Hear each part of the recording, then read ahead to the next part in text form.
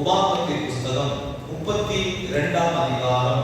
32ஆம் அதிகாரத்திலே 9வது வசனத்திலிருந்து 12வது வசனம் வரைக்கும் வாசிக்க நாம் கேட்போம். கர்த்தருடைய ஜனமே அவருடைய பங்கு யாக்கோபு அவருடைய சுதந்திர வீதம் பாழான இடத்திலும் மூளை இருக்கிற அபாத்திர வெளியிலும் அவர் அவனை கண்டுபிடித்தார், அவரை நடத்தினார், அவனை உணர்த்தினார், அவனை தனது கண்மணி போல காத்தருளினார். கழுகு தன் கூட்டை கலைத்து தன் குஞ்சுகளை மேல் அசைவாடி தன் சட்டைகளை விரித்து அவைகளை எடுத்து அவை தன் சட்டைகள் மேல் சுமந்து கொண்டு போகிறது போல கர்த்தர் ஒருவரே அவனை வழி நடத்தினார். தேவன் அவரோடு இருந்ததில்லை. இங்கே இந்த வேத வசனத்துக்காக நான் கர்த்தரை சோதரிக்கிறேன். இந்த உபாகமம் புஸ்தகம் அப்படின்னு சொன்னால் அந்த புஸ்தகத்துக்கு ஒரு பெயர் என்னவென்றால் நினைவு கூட்டக்கூடிய ஒரு புஸ்தகம். அந்த புஸ்தகத்தினுடைய அதனுடைய விளக்கம் என்னவென்றால் நினைவூட்டக்கூடிய ஒரு புஸ்தகம். ஆண்டவர் இங்கே இஸ்ரவேல் ஜனங்களை நடத்தி கொண்டு வந்த எல்லா காரியத்தையும் என்னாகமத்தின் புஸ்தகம் வரைக்கும் நாம் அதை பார்க்க முடியும். ஆனால் உபாகமத்தின் புஸ்தகம் வரும்போது எப்படியெல்லாம் கர்த்தர் நடத்தினாரோ அதை எல்லாத்தையும் மறுபடியுமாக அவர் நினைவூட்டக்கூடிய, அதாவது நினைக்கக்கூடிய காரியத்தை அங்கே நம்மால் என்ன செய்ய முடியும், பார்க்க முடியும். இங்கே என்ன சொல்லுகிறார் என்றால் கர்த்தருடைய ஜனமே அவருடைய பங்கு, கர்த்தருடைய ஜனமே அவருடைய பங்கு, யாக்கோபு அவருடைய சுதந்திர விகிதம், யாக்கோபு அவருடைய சுதந்திர விகிதம். அப்படியானால் இந்த யாக்கோபை தேவன் எப்படி தெரிந்து கொள்கிறார் என்று நீங்கள் பார்க்கும்போது அங்கே பாழ் நிலத்திலும் ஊழை இடத்திலுள்ள வெறுமையான அவாந்தர வெளியிலே யாக்கோபை தேவன் தெரிந்து கொள்கிறார். சற்று நான் மறுபடியுமாக இதை நான் வாசிக்க விரும்புகிறேன். யாக்கோபை தேவன் எப்படி தெரிந்து கொள்கிறார் என்றால் பாழ் நிலத்திலும் ஊழை இடத்திலுள்ள வெறுமையான அவாந்தர வெளியிலும் தேவன் அவனை தெரிந்து கொள்கிறார். தேவ பிள்ளைகளே, ஆண்டவர் இந்த யாக்கோபை தெரிந்து கொள்ளும் போது நல்ல கவனிங்க, நமக்கெல்லாம் யாக்கோபு என்றாலே உடனே ஞாபகத்துக்கு வருவது என்ன தெரியுமா? அவன் எத்தன். யாராவது ஒரு பேரை நம்ம சொன்னா அவனா அவளா அப்படி என்றுதான் உடனே மனசுடைய உதடுகள் என்ன செய்ய ஆரம்பிக்கிறது, உச்சரிக்க ஆரம்பிக்கிறது.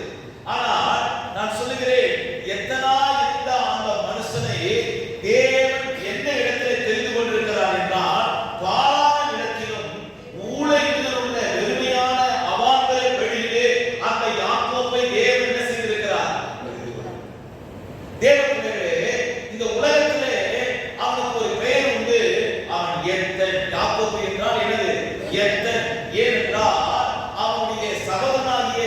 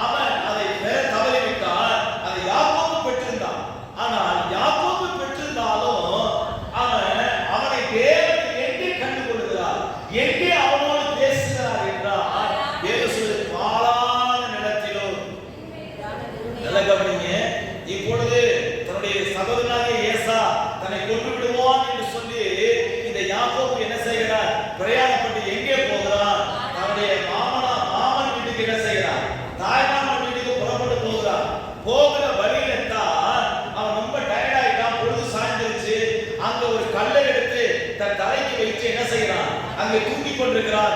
அப்போது அவன் ஒரு தரிசனத்தை காண்கிறான். ஒரு ஏணி படி வைக்கப்பட்டிருக்கிறது. அவன் இருக்கிற இடத்திலிருந்து அந்த வானத்துக்கு நேராக அந்த ஏணி படி வைக்கப்பட்டிருக்கிறது. அந்த தேவதூதர்கள் ஏறுகிறதும் இறங்குகிறதுமான அந்த காட்சியை பார்க்கிறான். அங்கே தேவன் அவனோடு என்ன செய்கிறார்? இடைப்படுகிறார். அதைத்தான் இங்கே உபாகமத்தின் புஸ்தகத்திலே மோசே சொல்கிறார். என்ன சொல்கிறார்? பாழான இடத்திலும் மூலைகளில் உள்ள வெறுமையான அவாந்தர வெளி ஒரு நரி வந்து அவனை தாக்குமானால், ஒரு சிங்கம் வந்து அவனை தாக்குமானால், அவனை காப்பாற்றுவதற்கு அவனுடைய தாயோ அவனுடைய தகப்பனோ அந்த இடத்திலே வந்து அவனை பாதுகாக்க முடியாது. ஆனால் அவனை பாதுகாக்கக்கூடிய வேலை யாருடைய வேலை தெரியுமா? அல்லேலூயா. சில நேரங்களிலே நாம் ரட்சிக்கப்படுவதற்கு முன்னதாகவே நம்முடைய வாழ்க்கையில எப்படியெல்லாம் நம்ம போயிருந்திருப்போம், எப்படியெல்லாம் நம்ம வாழ்ந்திருப்போம். ஆனால் அதே நேரத்திலே நமக்கு இந்த நாளை நாம் நினைத்து பார்க்கும்போது, நான் ரட்சிக்கப்படாததுக்கு முன்னதாகவே தேவன் என்னோடு கூட இருந்ததை என்னால் உணர முடியவில்லை. என்னை நடத்தினதை என்னால் என்ன செய்ய முடியவில்லை, உணர முடியவில்லை. எத்தனையோ விதமான மரணத்தின் பள்ளத்தாக்கு, எத்தனையோ விதமான விபரீதங்கள், இது எல்லாவற்றையும் தேவன் என்ன செய்திருக்கிறார்? நடத்தி கொண்டு வந்திருக்கிறார். அல்லேலூயா. நடத்தி கொண்டு வந்திருக்கிறார். அவர் நல்லா கவனிச்சு பாருங்க. காலை வேளையிலே எனக்கு ஒரு காரியம் நினைவுக்கு வந்துச்சு. நான் ஒரு 8th ஸ்டாண்டர்ட் படிச்சிட்டு இருக்கேன். அப்ப படிச்சிட்டு இருக்கும்போது இந்த குதாத்துல போய் அப்பெல்லாம் என்ன பழக்கம்னா, வீட்டுக்கு தெரியாம போய் அந்த குதாத்துல டைவ் அடிச்சு குளிக்கிறது என்னது வாலிப கம்பிமார்களுக்கு பழக்கம். அப்ப வீட்டுக்கு தெரியாம எனக்கு ரொம்ப நீச்சல் தெரியாது. அப்ப 8ஆம் கிளாஸ் படிச்சிட்டு இருக்கும்போது நீச்சல் தெரியாம என்ன செஞ்சேன், ஒரு படித்துறையில குளிச்சுட்டு இருந்தேன். என்ன அறியாம எப்படி முழுகி போனேன்னு தெரியல. என் தலை முடிய ஒருத்தன் அடுத்த பக்கத்துல நின்ற ஒரு ஆளு முங்கி முங்கி போயிட்டு இருக்க, தலைமுடியை பிடிச்சு ஒருத்தன் பழைய கட்டத்துல ஏறி போய் அப்படின்னு சொல்றான். அந்த தலைமுடியை அவன் பிடிக்கலாம். அன்னைக்கு ஆத்துல என்ன செஞ்சிருக்கோம்? தேவன் என்ன கவனிங்க, தேவன் எப்படி நம்மை நடத்துகிறார் என்றால், ரட்சிக்கப்படுவதற்கு முன்னதாகவே அவருடைய நடப்பித்த நமக்கு தெரியாது. ஆனால் இன்றைக்கு நாம் ஆராய்ந்து பார்ப்போமானால், இங்கே சொல்கிறார், பாழான இடத்திலும் ஊழைகளில் உள்ள வெறுமையான அவாந்தர வெளியிலே யாக்கோபை தெரிந்து கொண்டார். அவனை நடத்துவதற்காக, அவனை நடத்துவதற்காக அவன் மேலே தேவ தரிசனத்தை கத்தர் செய்திருக்கிறார்கள். ஏற்கனவே வைத்திருந்தாலும் அவனை நடத்துவதற்கு அவனுக்கு சரியான நேரத்தில் அவன் என்ன செய்கிறார்? அவனை தெரிந்து கொள்கிறார். கைகளை ஊற்றுகிறார் சொல்லலாமா? நல்லா கவனிச்சு பாருங்க. என்ன சொல்கிறது? கழுகு தன் கூட்டை கலைத்து தன் குஞ்சுகளின் மேலே அசைவாடி தன் செட்டைகளை விரித்து அவைகளை எடுத்து அவைகளை தன் செட்டைகளின் மேலே சுமந்து கொண்டு போகிறது போல. அது என்ன ஒரு அற்புதமான ஒரு காரியம் என்றால், யாக்கோபு அவருடைய சுதந்திர விகிதம். யாக்கோபு அவனுடைய சுதந்திர விகிதம். கர்த்தர் வந்து யாக்கோபு தம்முடைய சுதந்திரமாக அவர் தெரிந்து கொண்டார். இப்ப நீங்க கீழே படிச்சு பாத்தீங்கன்னா, கர்த்தர் ஒருவரே அவரை என்ன செய்தார்? எல்லாரும் சொல்லுங்க, கர்த்தர் ஒருவரே அவரை வழிநடத்தினார். நல்லா கவனிக்க, அந்நிய தேவன் அவரோடு இருந்தது இல்லை. கர்த்தர் ஒருவரே அவரை என்ன செய்தார்? வழிநடத்தினார். அந்நிய தேவன் யாக்கோபோடு இருந்தது இல்லை.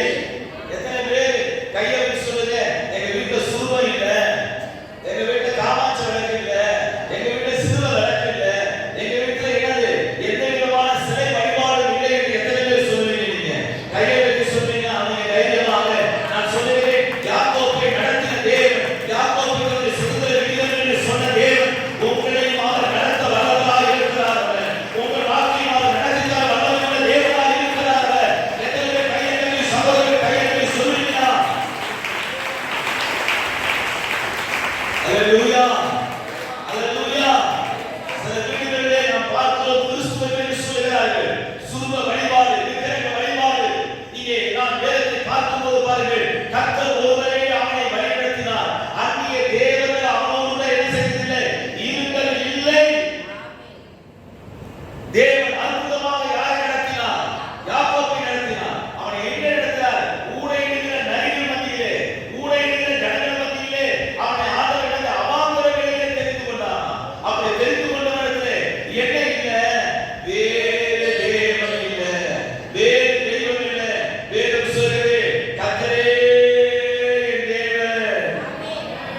சொல்லுவீங்க கர்த்தரே என் தேவன். சத்தமா சொல்லுவா கர்த்தரே என் தேவன். அல்லேலூயா. அந்த சொல்றதை கவனித்து பாருங்கள். அங்கே தேவன் அவரோடு இருந்தது இல்லை. எத்தனையோ பேருக்கு என்ன இருக்குது?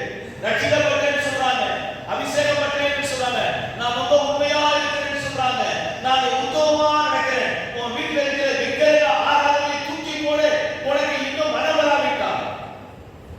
நான் சொல்லுகிறேன், நாளையும் நட்சத்திரத்தையும் பார்த்துக் கொண்டிருக்கிறேன், உன்னுடைய கிரியைகள் மாறாவிட்டால் கர்த்தர் எப்படி உன்னை நடத்துவார்? கர்த்தர் உன்னை எப்படி நடத்துவார்? நல்ல கவனிங்க. யாக்கோபு எத்தனை இருந்தாலும் ஆனால் அவனுக்கு ஒரு காரியத்தை நீங்கள் விளங்கிக் கொள்ள வேண்டும். அவனிடத்துல யார் இல்லை? அந்நிய தெய்வம் இல்லை. அல்லேலூயா. தேவ பிள்ளைகளே, சில நேரங்களிலே நம்முடைய காரியங்களை நாம் ஆராய்ந்து பார்க்க வேண்டும்.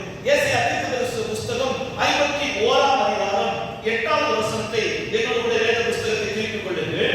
ஏசாயா தீர்க்கதரிசி புஸ்தகம் 51ஆம் அதிகாரம் 8வது வசனத்தை ஒருவர் வாசியுங்கள். ஒட்டுமொத்தி அவர்களை வஸ்திரத்தை போல் அழித்து புழு அவர்கள் ஆட்டு மயிரை போல் தின்னும். என்னுடைய நீதியோ என்றென்றைக்கும் நிலைக்கும். என் ரட்சிப்பு. ஏசாயா தீர்க்கதரிசி புஸ்தகம் 51ஆம் அதிகாரம் 18வது வசனத்தை வாசிங்க. ஏசாயா தீர்க்கதரிசி புஸ்தகம் 51:18 வாசிங்க. அவன் பெற்ற புத்திரர் எல்லாரிலும் அவன் பெற்ற புத்திரர் எல்லாரிலும் அவனை நடத்துவார் ஒருவரும் இல்லை. அவனை நடத்துவார் ஒருவரும் இல்லை. அவன் வளர்த்த குமாரர் எல்லாரும் அவனுக்கு வளர்த்த குமாரர்கள் எல்லாரும் அவனை கை கொடுத்து அழைப்பார் ஒருவரும் இல்லை. இல்லை. நல்லா கவனிச்சு பாருங்க. அவன் பெற்ற புத்திரர் எல்லாரிலும் அவளை நடத்துவார் ஒருவரும் இல்லை. நல்லா கவனிங்க. சில நேரங்களில் நீங்க ஏமாந்து போறது என்ன தெரியுமா?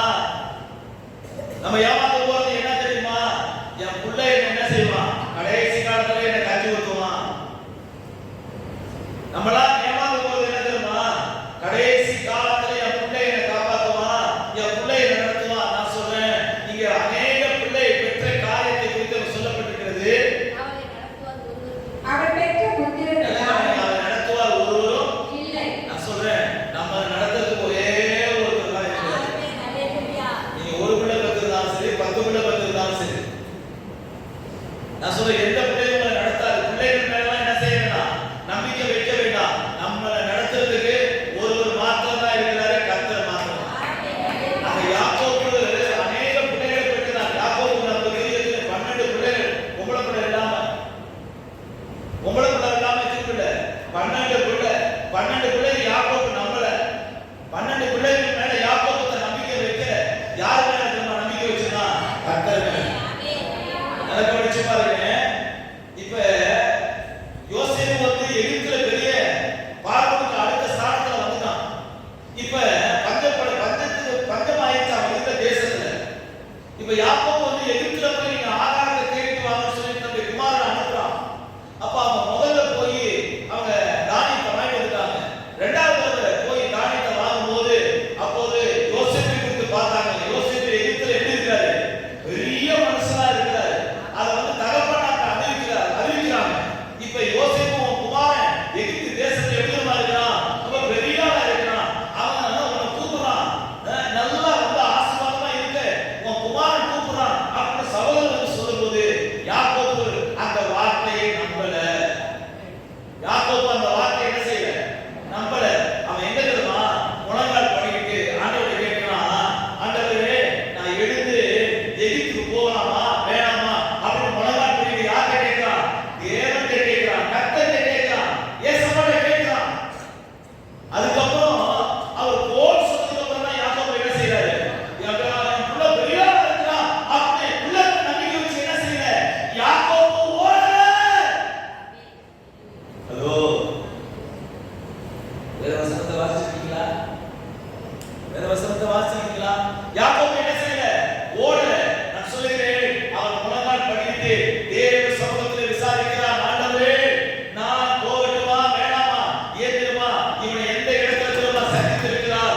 ஊழியத்திலே அவாந்தரமான ஒரு இடத்திலே அல்லவா இவனை சந்தித்து இவனை உயர்த்தினார். 2 பரிவாரங்களை கொடுத்து ஆசீர்வதித்தவர் அவர் அல்லவா? அப்ப தேவ பிள்ளைகளே, அப்படியானால்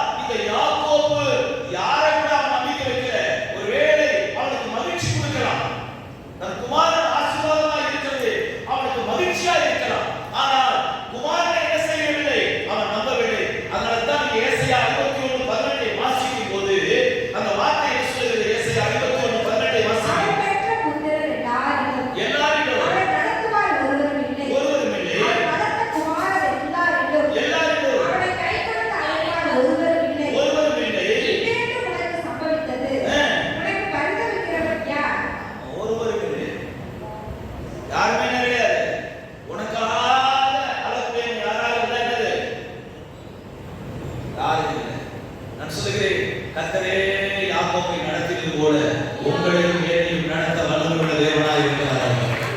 எத்தனை பேர் விசுவாசிக்கிறீங்க?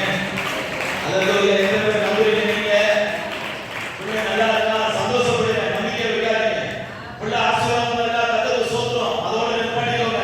நம்பிக்கை வைக்காதீங்க, பிள்ளைகள் மேல நம்பிக்கை வைக்காதீங்க. ஏன்னா ஒரு நாள் உங்க நம்பிக்கை என்ன செய்யும்? பொய்த்து போயிடும். அப்போ உங்க இருதயம் உடைக்கப்பட்டுரும். நீங்க ரொம்ப மன கேசு உள்ள ஒரு சகோதரனாக, மன கேசு உள்ள ஒரு சகோதரியாக மாறிடுவீங்க. கர்த்தர் மேலே நம்பிக்கை வைக்கிறீர்கள். அல்லேலூயா. எரேமியாவிலே ஒரு வசனம் உண்டு.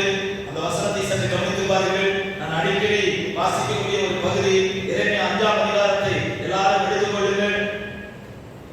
எரேமியா 5ஆம் அதிகாரத்தை எல்லாரும் எடுத்துக் கொள்ளுங்கள். அந்த வசனத்தை சற்று என்னோடு கூட மனுஷர் மீது நம்பிக்கை வைத்து மாமிசத்தை சுயபலமாக்கிக் கொண்டு கர்த்தரை விட்டு விலகுகிற மனுஷன்.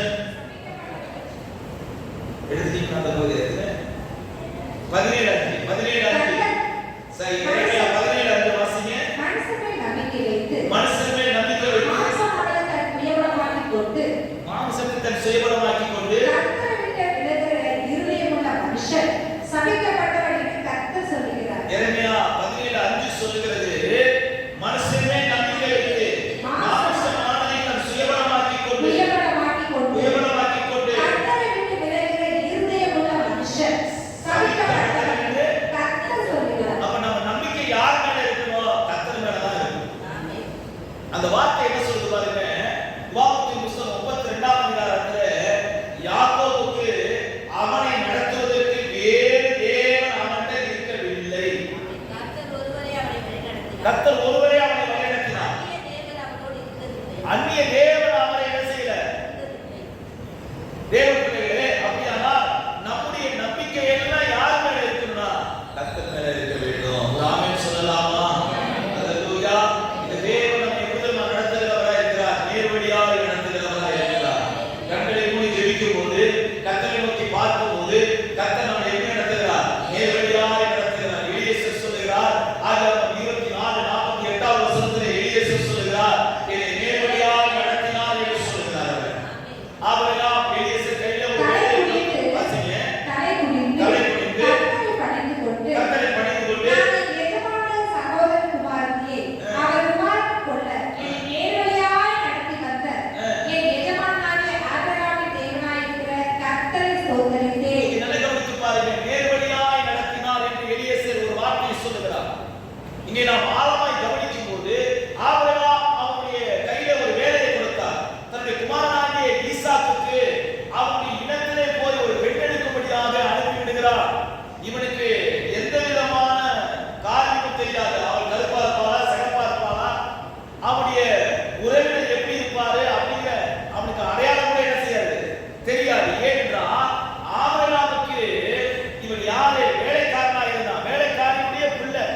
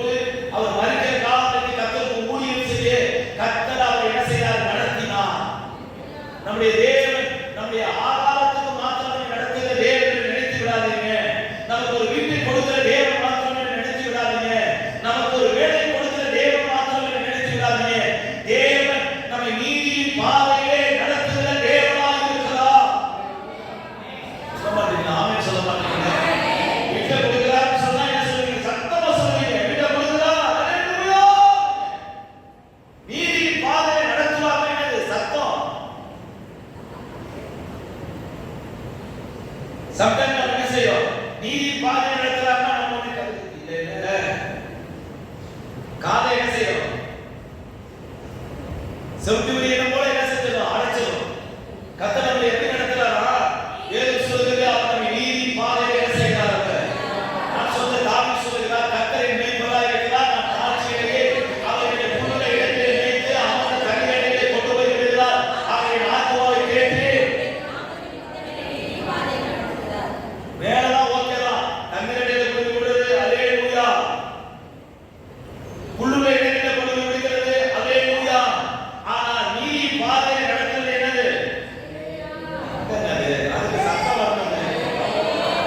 நம்மளை பரிசுத்தப்படுத்தி நடத்துகிற தேவனை பார்த்து நாம் என்ன செய்யணும்? கையை வைத்து சொல்லணும், அல்லேலூயா சொல்லணும் சத்தமாக. அதை யார் நடத்துறாரு?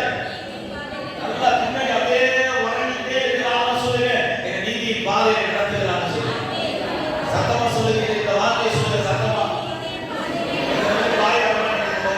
என் பரிசுத்தமா வாழ்ந்து 2024 கூட உங்களுக்கு ஆசை இல்லையா?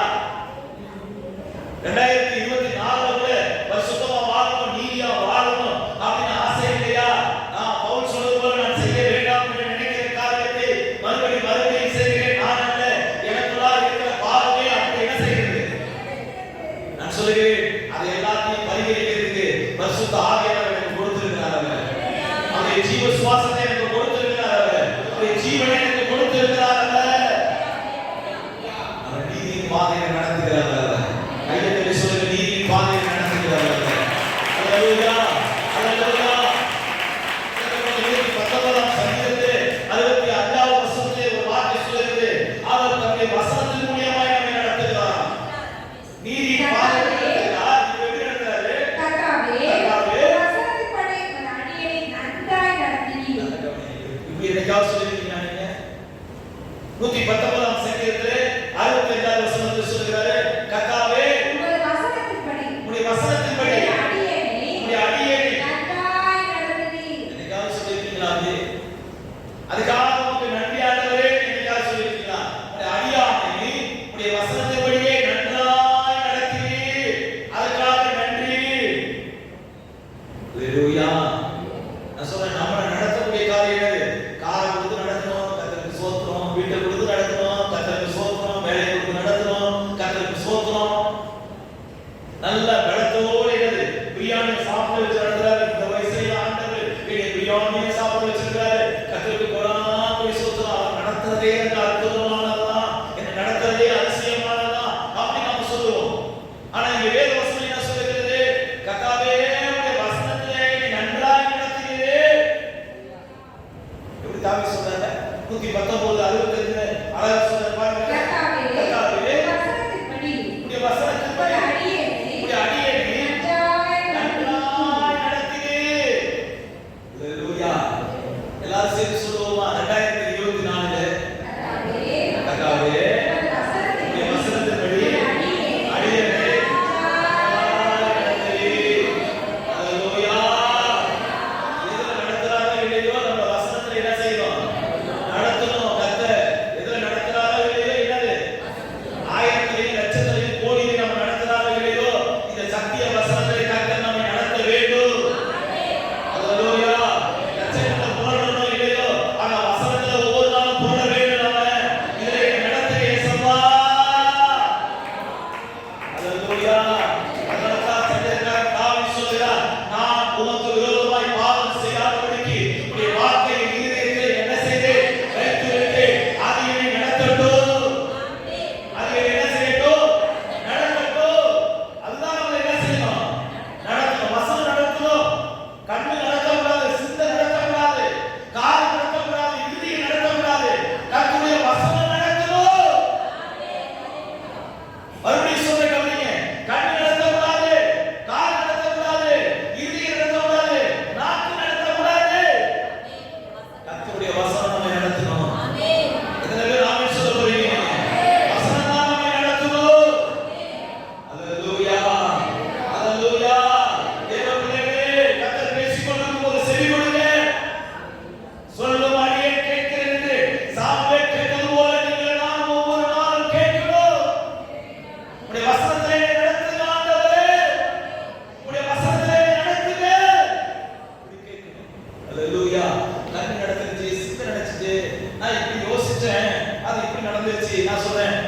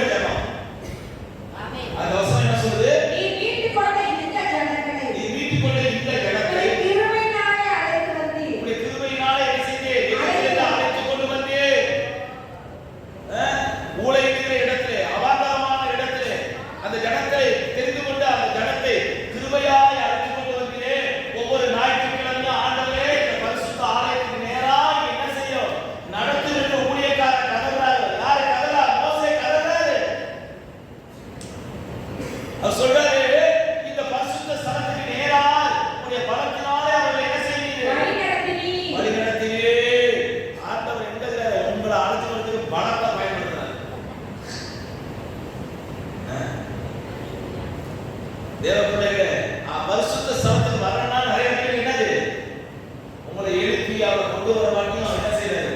போதும் நான் இங்க சொல்றாரு, மோசஸ் சொல்றாரு, பரிசுத்த ஸ்தலத்துக்கு நேரா நடத்தினாலே அழைத்து கொண்டு வந்தீங்க, வழி நடத்தீங்க. அப்ப ஆலயத்துக்கு நேரா வழி நடத்துறாரு அவரு. அதுக்கு ஒப்பு கொடுக்கணும், அதுக்கு ஒப்பு கொடுக்கணும். நல்ல கவனிங்க, ஆண்டவன் நம்ம நடத்தும் போது அந்த பாதையிலே நம்ம என்ன செய்ய ஆரம்பிக்கணும்? நடக்க ஆரம்பிக்கணும். ஒரு முறை ஏனோக்க அப்படி கரத்தை பிடிச்சாரு. எத்தனை வயசுல பிடிச்சாரு? 65 வயசுல பிடிச்சாரு. 65 வயசு வரைக்கும் ஆண்டவர் கரத்தை ஆண்டவர் கரத்தை அவன் என்ன செய்யல? பிடிக்கல. ஆனா 65 வயசுல ஏனோக்கு கர்த்தருடைய கரத்தை பிடிச்சா அவரு நடந்து போயிட்டே இருக்கிறாரு. அந்த நடையிலே யார் பிரயாணிக்கிறாரு?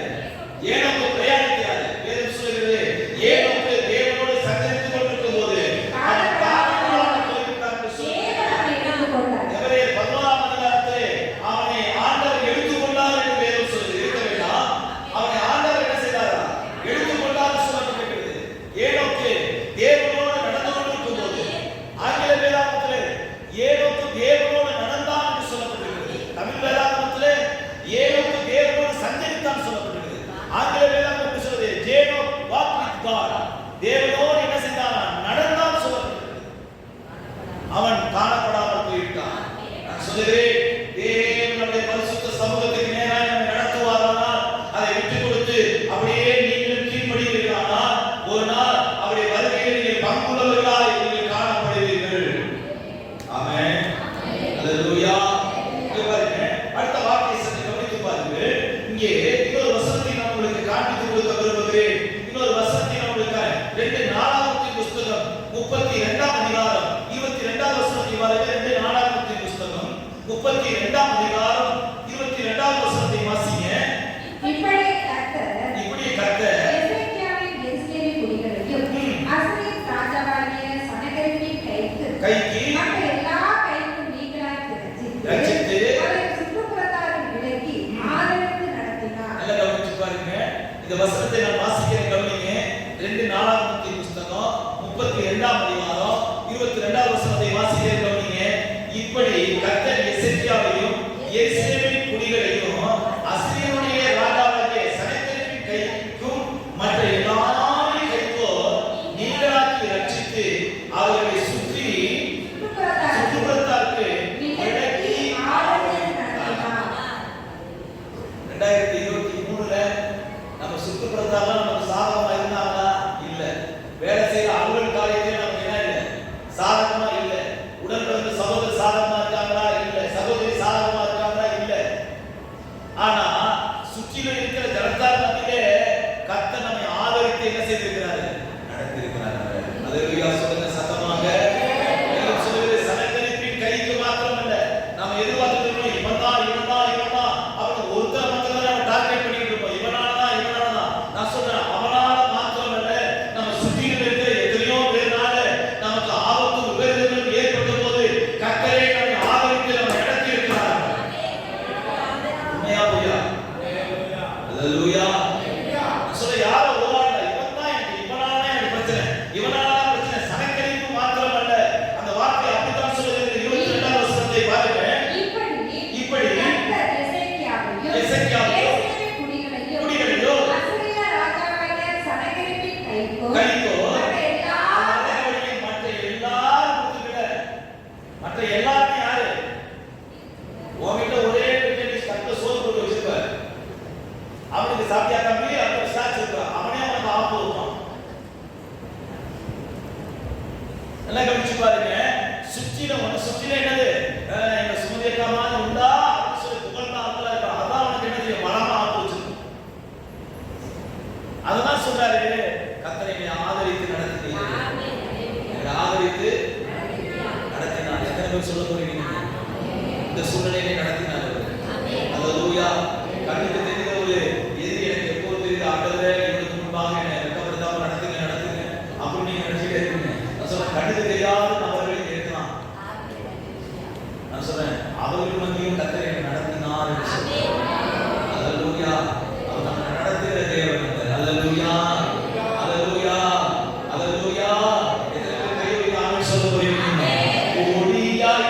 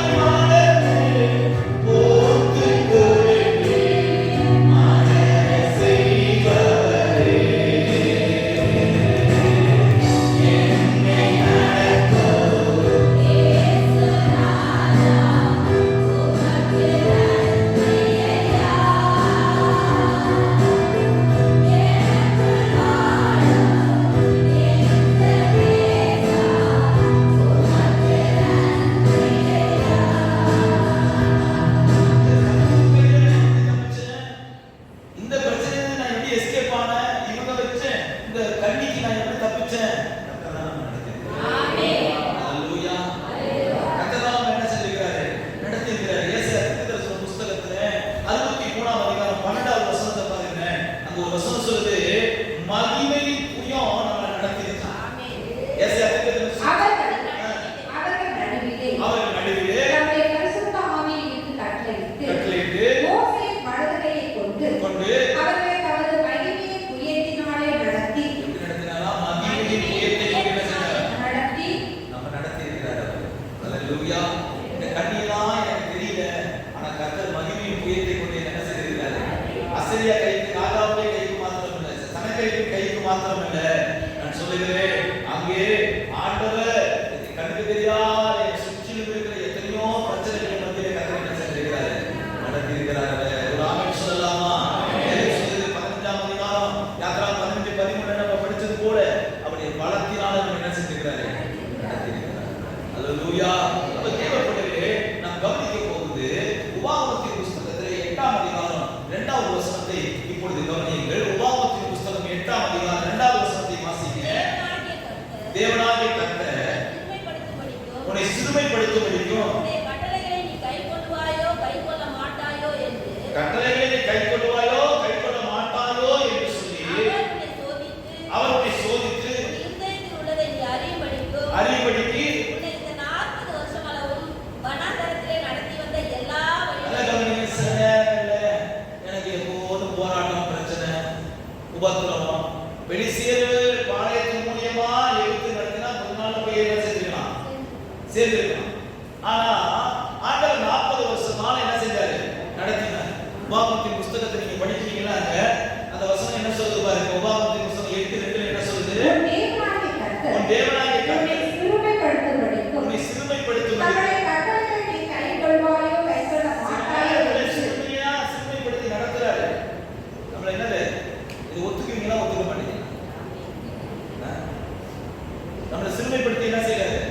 நடத்தணும். நம்ம மத்தவங்களை விட இப்படி கம்பீரமா இருக்க வேண்டிய ஆளு சில நேரத்தில் நம்ம தலை குனிஞ்சு நடக்க வேண்டிய சூழ்நிலை இருக்குது. சில சில சில நபர்கள் மத்தியிலே நம்ம என்ன செய்யறோம்?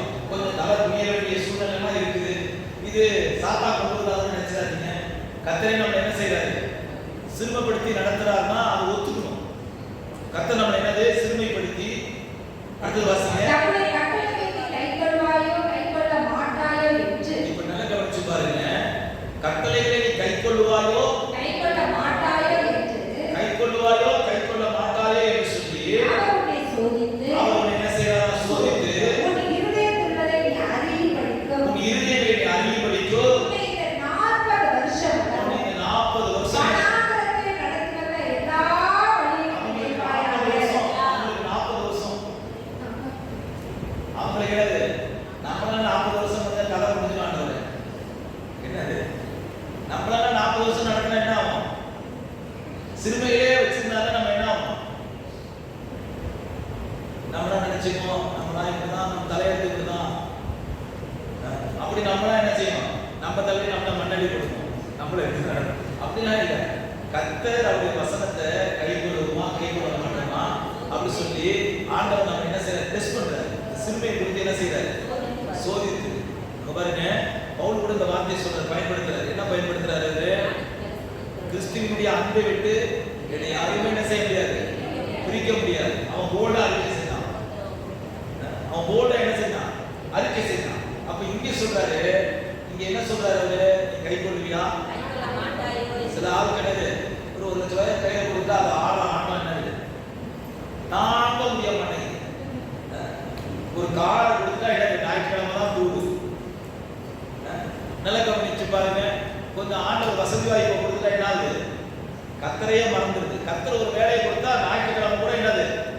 நீ கை கொள்வியா கைக்கொள்ள மாட்டியா? ஆண்டவர் தெரியும், பாப்பாரு நீ என்ன செய்யற ஏது செய்யற எல்லாம். அல்லேலூயா. 1க்கு 4 ட்ரெஸ் வாங்கி கொடுத்தா என்னது? அதை போட்டு ஒரு பீல் காட வேண்டியது. நடத்து வரும் நடத்துறதுனா என்னது? ஒரு ட்ரெஸ் இருந்தா என்னது? சரி இது ஞாயிற்றுக்கிழமை போட்டுக்கோம் அப்படின்னு சொல்லிட்டு என்ன செய்யுங்க? போட்டு வரீங்க. 4 ட்ரெஸ் வாங்கி கொடுத்தா என்னது? 4 நட வித்தியாசமா இருக்கு. 4 நட வித்தியாசமா இருக்கு. எங்க கம்பெனில நான் லெதர் கம்பெனில வேலை செஞ்சேன். அப்படி வேலை செய்யும் போது அங்க வந்து டைலருக்கு வந்து ஒரு ஹெல்ப்பர் இருப்பாங்க. அவங்க தான் தட்டி தட்டி ஜெனரேட் வச்சு தச்சு பேஸ்ட் வச்சு தட்டி அந்த தோலை மடிச்சு கொடுக்கணும். அதுக்கப்புறம் தான் மிஷினில் தைக்கணும். அதுல பெரம்பூர்ல இருந்து ஒரு பொண்ணு வேலைக்கு வரும்.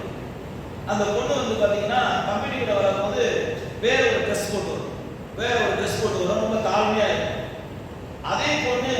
பெரம்பூர்ல இருந்து அது என்ன நாங்க கிண்டியில ஒர்க் பண்ணிட்டு இருக்கோம். அது கிண்டி போனா பெரம்பூர்ல இருந்து சென்ட்ரல் ரயில்ல வரணும், திருப்பி சென்ட்ரல்ல இருந்து திருப்பி பூங்கால இருந்து கிண்டிக்கு ரயில்ல வரும். 2 ரயில்வே ஸ்டேஷன் தாண்டி போகணும். 2 இடத்த மாறி போகணும், 2 ட்ரெயின் ஏறி போகணும். அப்ப அந்த பொண்ணு பார்க்கும்போது நாங்க எல்லாரும் வேலை முடிச்சுட்டு சில நேரத்தில் அதை தட்டி வச்சுட்டு அந்த பேருக்கு டைலர் லேட்டாக தான் எழுதிச்சு போவான். சில நேரங்களில் வந்து வேலை முடிஞ்சதும் போவோம். அது பார்த்தா அந்த கம்பெனிக்குள்ளதான் அந்த பொண்ணு என்ன ட்ரெஸ் பண்ணிவிட்டா யாரும் என்ன செய்ய மாட்டாங்க, பார்க்க மாட்டாங்க. ஆனால் ரயில்வே ஸ்டேஷன் வந்தா அந்த பொண்ணு ஒரு ட்ரெஸ் பண்ணிட்டு அது நடந்து போற ஸ்டைலே என்னது.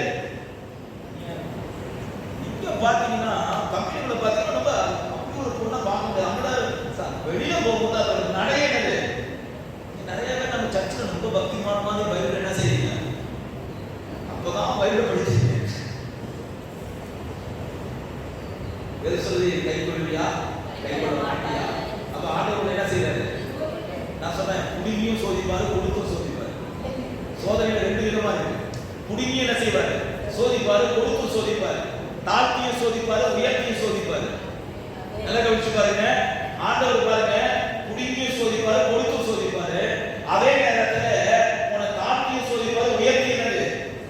சில ஆள் சொல்றாங்க, நமக்கு நம்ம வந்து ஆண்டு இயேசுவா பிள்ளைங்க, நம்ம எப்போதும் உயர்வு வாங்குறோம். நான் சொல்றேன், நம்ம எப்போதும் உயர்வு வாங்கலாம் இல்லைன்னு சொல்லுங்க.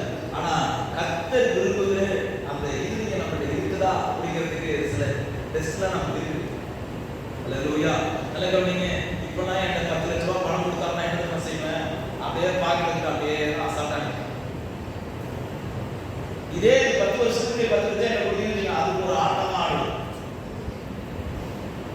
இப்போ 10 லட்ச ரூபாய் பாக்கெட் வைங்க, பாஸ் அப்படியே தான் இருக்கும், அப்படியே அசையாம இருக்கும்.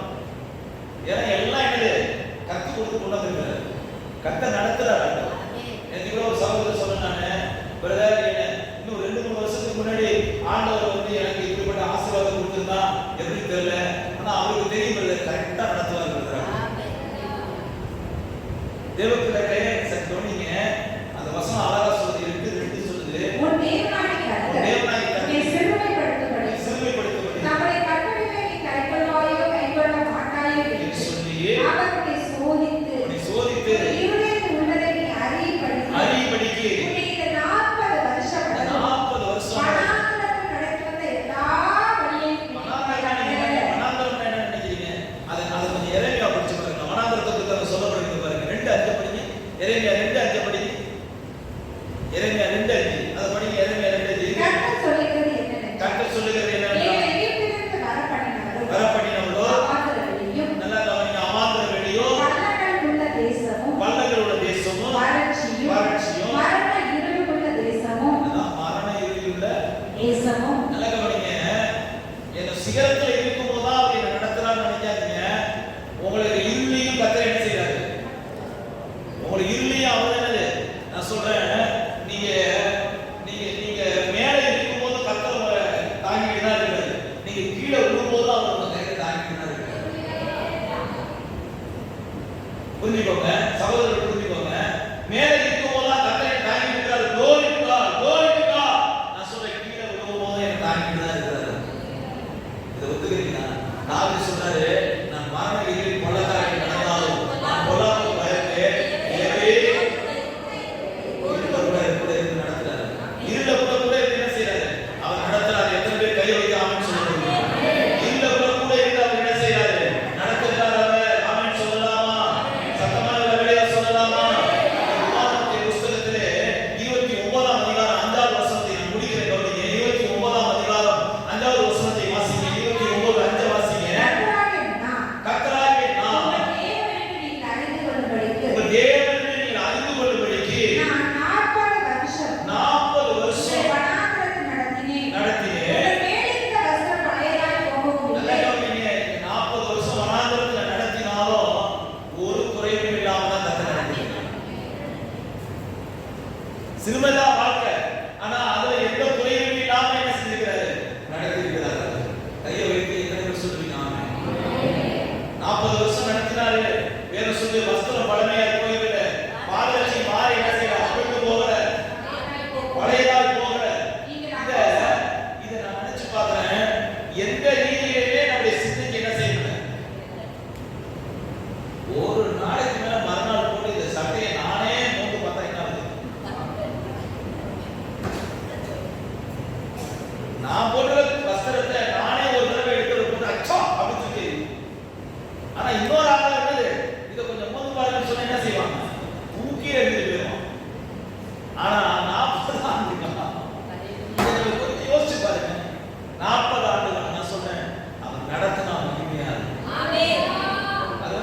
அது வந்து மனுஷனுடைய அந்த சின்ன இதயத்துல கிரகிக்க முடியாது.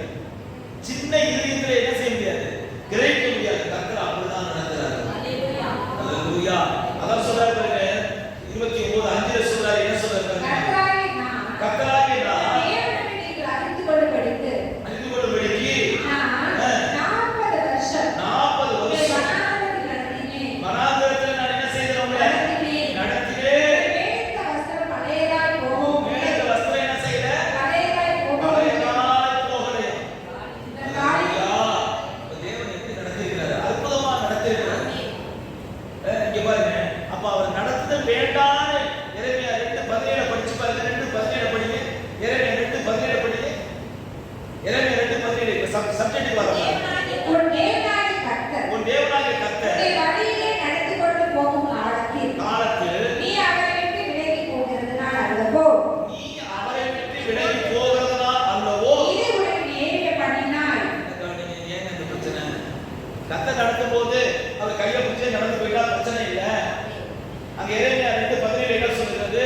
உன் தேவனாகிய கர்த்தர் உன் தேவனாகிய கர்த்தர் உன்னை வழியிலே நடத்தி கொண்டு போகும் காலத்தில் காலத்தில் நீ அவரை விட்டு போகிறதுனால் நம்ம அல்லவோ ஒரு போகல, நமக்கு இருக்கிற அறிவுல, நமக்கு இருக்கிற சிந்தையில, நமக்கு இருக்கிற இன்ஃப்ளூயன்ஸ்ல இவர் கையை முதல்ல விட்டுட்டு நீங்க நடத்த வேண்டாம் அப்படி சொல்லிட்டு நாம் என்ன செய்யணும்? வேற ஒரு காரியத்தை தேடும் போதுதான் இந்த விபரீதங்களா நம்முடைய வாழ்க்கை என்ன செஞ்சிருக்கு? கர்த்தர் நடத்துறாருன்னா உடைய கையில என்ன செய்யணும்? ஒப்பு கொடுக்கணும். புலம்பல் 3ஆம் அதிகாரம் 2வது வசனத்தை நீங்க வாசிச்சு பாருங்க. நம்ம படிக்கிற பாருங்க.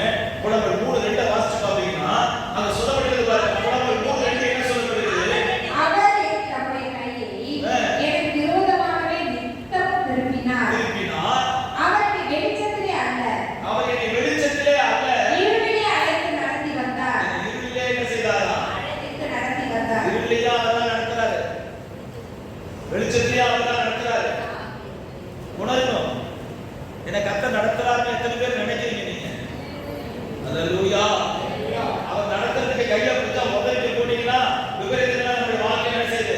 நடக்குது. இந்த 2024 வருஷத்திலே மறுபடியும் வாங்க, அவர் கையை பிடிக்க வாங்க, அவர் என்னை நடத்துன்னு சொல்லி வாங்க, அவர் கிட்ட சேரி வாங்க. அவர் சொல்றாரு, உன் பின்னாட்டிலே உனக்கு நன்மை செய்து பொருட்டு உன்னை சோதித்து கொள்ளிவால் சர்ப்பங்களும் தேவர்களும் இருக்கிறாங்க பெரிய வனாந்தர வழியை நடத்தி வந்தேன்னு சொன்னாரு. எதற்காக தெரியுமா? பின்னாட்டிலே கர்த்தர் நமக்கு நன்மை செய்ய போகிறார். உபாகமத்தின் புத்தகம் 8:15 சொல்லுகிறது, பின்னாட்டிலே கர்த்தர் நமக்கு என்ன செய்ய போகுது? நன்மை செய்யும் பொருட்டு நன்மை செய்யும் பொருட்டு உன்னை சிறுமைப்படுத்தி சிறுமைப்படுத்தி உன்னை சோதித்து கொடியவான சர்ப்பங்களும் தேள்களும் கண்ணீரில்லாத வறட்சியுமுள்ள பயங்கரமான பெரிய வனாந்தர வழியாய் உன்னை அழைத்து வந்தவரும் நீங்க எதற்கு நல்லா கவனிச்சு பாருங்க. எதுக்கு தெரியுமா? பின்னாட்டிலே நன்மை செய்ய போகிறார். அந்த நன்மை 2024 கர்த்தர் நம்மளோட பேசினார். மறுபடியும் ஆண்டவரை கேட்ட, ஆண்டவரே இந்த வார்த்தையை சொல்லுவா, இந்த வார்த்தையை சொல்லுவா. 6 முறை கேட்டேன். நீ ஆசீர்வாதமா இருப்பாய் சொன்னீங்களே, இப்ப 6 முறை இந்த வார்த்தையை மறுபடியும் கேட்டேன். ஆண்டவர் சொன்னார், இந்த வார்த்தை உனக்கும் உன்னுடைய திருச்சபையாருக்கும் சொல்லுன்னு சொல்லி சொன்னதால நான் சொன்னேன், நீ ஆசீர்வாதமா இருப்பாய். நான் சொல்லுகிறேன், இப்ப ஆண்டவர் நம்மை நடத்துறதுக்கு என்ன செய்யறாரு? எல்லாத்தையும் கையை பிடிக்கிறதுக்கு ரெடியா இருக்கிறாரு. உங்க கையை கொடுத்து நீங்க என்ன நடத்துறீங்கன்னு சொல்லி எத்தனை பேர் ஒப்பு கொடுப்பீங்களோ